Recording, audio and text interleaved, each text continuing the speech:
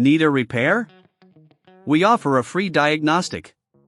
We pick up and deliver right to your door, no calls, no hassle. We send you an estimate before fixing anything, and only proceed if you approve it. Convenient, transparent, and professional. Link in bio/description. Welcome to our detailed guide on replacing the control panel and potentiometer of your Thermomix TM31.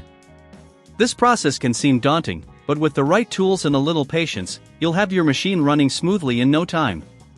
Tools needed *. 1. Phillips screwdriver. 2. Flathead screwdriver.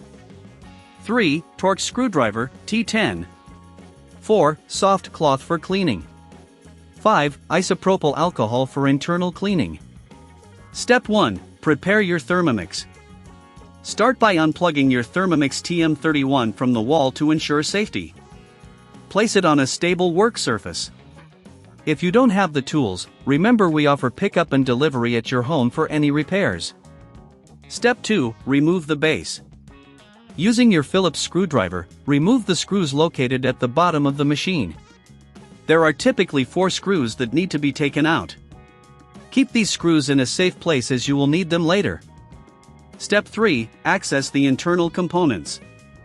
Once the base is removed, carefully lift the outer casing of the Thermomix. Make sure not to apply too much force. Take a moment to clean any dust or debris inside using a soft cloth and some isopropyl alcohol. Keeping the interior clean will help prevent future issues. Step 4. Locate the control panel and potentiometer. Now, you'll see the control panel and potentiometer. The potentiometer is usually located next to the control board. If you're unsure about the placement, refer to your user manual. Step 5. Disconnect the old components. Using your flathead screwdriver, gently pry off the connectors of the potentiometer. Be careful not to damage any wiring. Once disconnected, do the same with the control panel. If the components seem stubborn, a little wiggling should help.